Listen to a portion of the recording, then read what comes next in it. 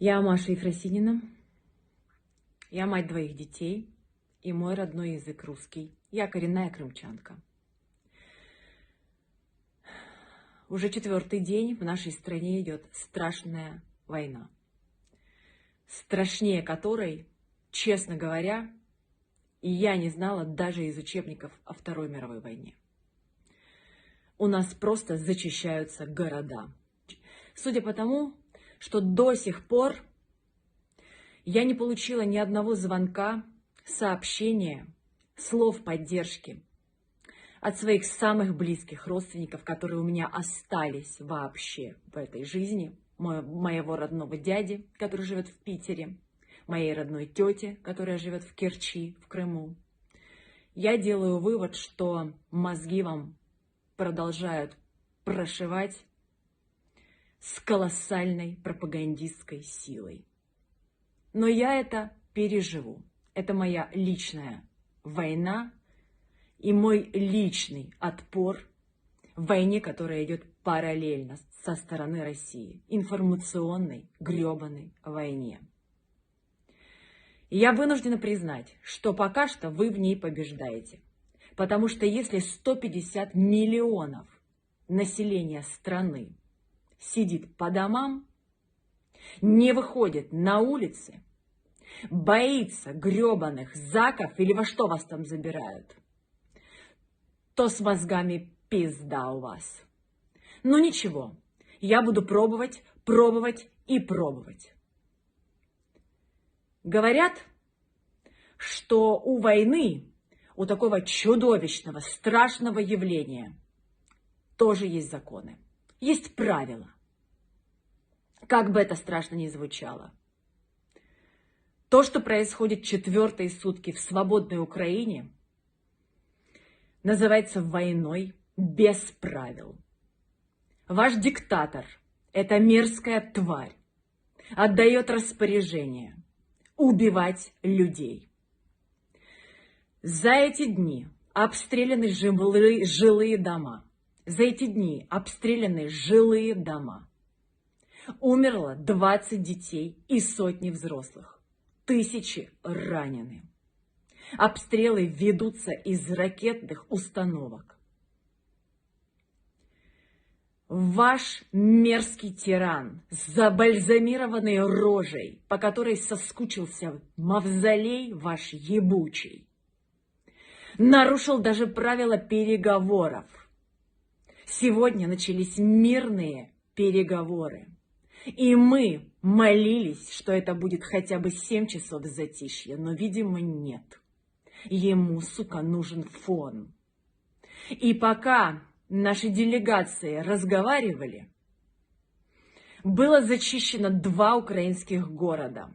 Просто снесли нахрен с лица земли.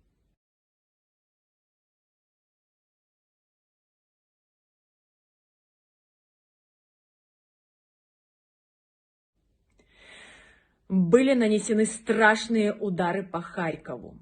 Разрушена половина города. У людей отрывало руки и ноги. Отрывались конечности у стариков. Дети погибают.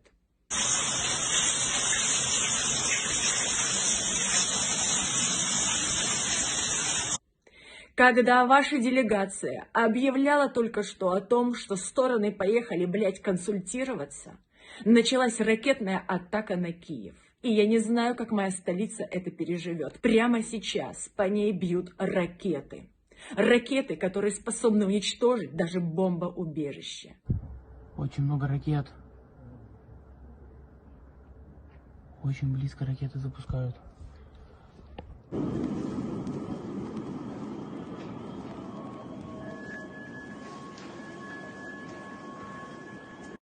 И вы сидите дома? Вы боитесь автозаков? Вы боитесь тысяч полицейских? Если вас, блядь, выйдет 1 миллион на улице гребаной Москвы, вы еще сможете продолжать жить и смотреть в глаза своим детям. Вы сможете еще дышать этим воздухом, понимаете? А не задохнуться от позора. Вы должны выйти на улицы, только вы можете снести одного ёбаного человека, который нахуй сошел с ума.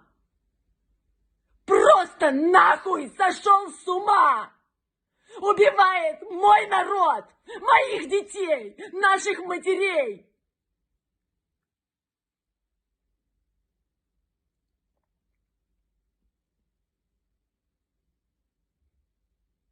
Я все знаю про угрозы. Мне пишут артисты. Мне пишут артисты, что им угрожают каждому. Я видела скрины, как всех обещают посадить в тюрьму. Как несутся головы, программы, спектакли, концерты тех артистов, которые выступил. Я вижу, я знаю, что это страшно. Но вы уже под колпаком. Из него откачивается воздух. Вам такой же конец, как и нам. Вы разрушаете мою страну, которая вас не просила к нам вообще нахрен приходить. Я говорю по-русски всю свою жизнь, видите, жива. Наши нацисты меня не убили и не тронули. А вы меня убиваете. Выходите на улицы. 1 миллион человек справится с горсткой полицейских. Справится.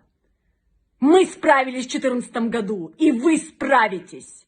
Бейте, отстаивайте свое право жить, отстаивайте свое право быть не зомби, а людьми свободными. Сегодня разослали по школам методички, и вашим детям с 1 марта рассказывать будут, как оправдывать действия великого Владимира Путина, которые он сотворил в Украине, которой, сука, не существовало. Посмотрите на ваших детей и посмотрите на наших детей. Выходите на улицу! А нам от северных морей до южных рубежей, от Курильских островов до Балтийских берегов, а на земле сей был бы мир. Но если главный командир позовет последний бой, дядя Вова, мы с тобой. Нет, сюда, говорю! Давай успеем! Тихо! Держись! Ага! Не-не-не! Нет, головой туда! Вперед!